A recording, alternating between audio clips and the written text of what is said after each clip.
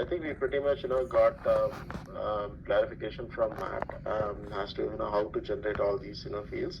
But we still are waiting for, a couple of them because what the Figma that we got looks to be a slight change in that. So we no more call that as an enrollment trend, for example.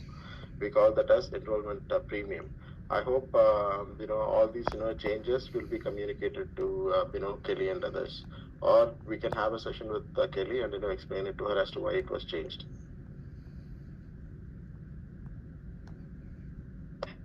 Who changed it?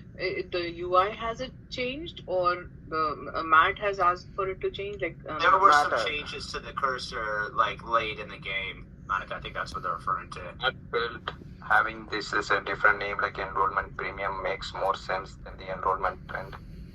Right. That's the feedback from Matt. Oh, Matt has, okay, so we have we have the UX design, and then that was shown to Matt, and Matt has some feedback. Ideally, that feedback should go back to Kelly and the EOs to confirm that, and I think you sent that. I don't know if you sent that mail or you asked some specific question, but the overall feedback from Matt should have been reviewed with Kelly and team. Yeah, that's what. So that is something like it's an ongoing change. So what we thought was once we get all the changes recommended by Matt, we will run it with Kelly. For example, if you see on top the revenue growth, right? I think there has been a change to net book growth, and the enrollment trend that has been changed to enrollment premium. Just to give a example. I think 3 or 4 changes he suggested yesterday. One, this revenue growth to net book growth, here enrollment premium, and then this section, this trend section, I think, I don't know, he feels like this is not going to make revenue growth has to be changed here as well to net book growth. No, this section itself, I think it's like now TBD. Deepak said we will discuss. Yeah, it's not there anymore. I think he felt like this is not much useful. Then here where we have here lives enrolled. You zoom out a bit. Oh, this is this. I'm hoping this is a working copy, right? So if you go to that revenue growth enrollment trend, and then you highlight one of the circles there, right? Yeah. Not that. Down below, the book trends for current year, like where do I stand?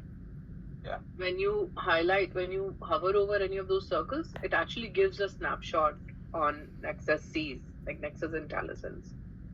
Oh, right side. Yeah. If you click on one of the different ones, you'll see how it's giving you a monthly snapshot. Yeah, I see that. Yeah. So maybe ideally it should be reviewed with, if there are questions on how to do this, how to get the snapshot, how to determine and present this information. That is a discussion that should happen with both Kelly and Matt. Matt might not have all the information. He might have the information, but he wouldn't know how it will be presented in Command Center. So it should be a combination. TBD now. So in the mapping document, I have marked it as TBD for Deepak to sort this out. Okay. So let's do this. I think I'm oriented now. So now tell me, from the portfolio awareness section, can we go panel by panel? So we look at the first panel first. Okay. So from this section, what are the open points, or how is the progress? Okay. So all this data has to come from Suri, right? So we have some of them are straightforward. For instance, this persistency and this revenue growth is a derived value. There is a formula tied to that. See here. So what we have asked Matt is to provide us the mapping for these fields. So that's what, like, these lists are derived, and then some of them are straightforward. So basically we are waiting for Matt to give us the mapping, where to pick that elements from the Suri Gate database.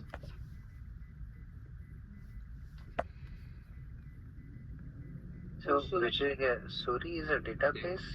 Can we connect directly to Suri? Suri is a reporting tool. Exactly. The database is Gate, it's a SQL server. Then this renewals, this is in Salesforce, right? These opportunities, all these things. Here, I think the question I have here is number of open opportunities.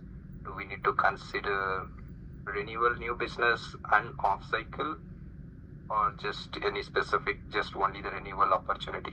This was like more a specific question. For considering the count of renewals.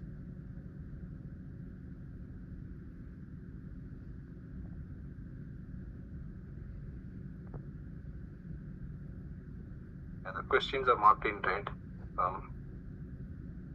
So, for example, for renewals, exclude status one. Help me understand. So, we are saying it's there in Suri, and when you say Suri, you're saying it's the Gate database.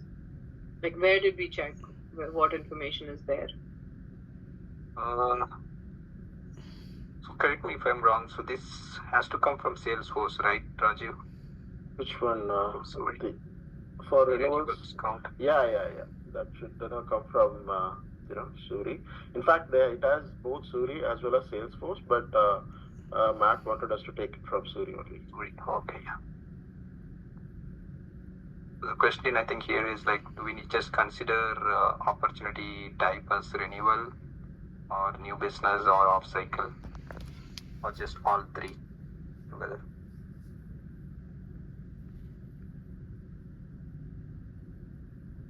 I think we gave that list to Matt, right? Like we had a bunch of lists, Monica, like with the various statuses. For example, like logged and renewal in progress, closed, pursuing, RFP submitted. So there are about 10 plus statuses like that. So we wanted to get a confirmation from Matt as to which statuses needs to be considered as renewals. Okay. So once we get that, I think once we get that list, right, I think that will be pretty straightforward, because again there are no derived values here. All we have to do is take the count of it and then generate those opportunities into that IntelliSense snapshot. And that is where I think I had a question. If you can revert back to the UI PK, you can get a confirmation from Monica. Can you come again? Sorry. Can you go back to the UI? The UI. Okay.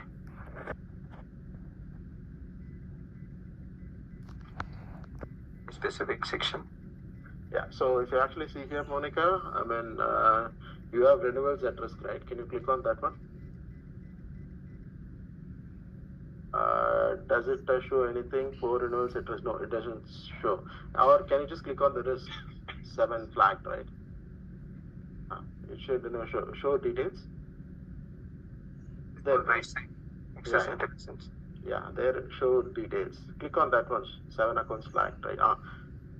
That is there. And beneath that, if you see, Monica, what I've been told by Deepak is that even if the account executive is going to see all this information, he does not have to act on it.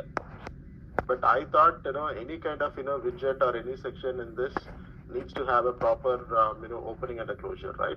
So if I am as an account executive, see that some of them are being flagged as immediate action is needed.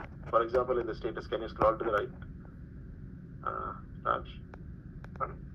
See here under this, for example, there are 2 items mentioned as now. So as an account executive, I'm not going to focus just on the now items that is being flashed in my center section, right, on my workup section. I can also look into it and work on this enrollment coordination or underwriting assessment. Is my understanding correct? So what you're saying is, in the guided action paths, there are say 10 action items. As a AE, I should be able to work on anything. Correct.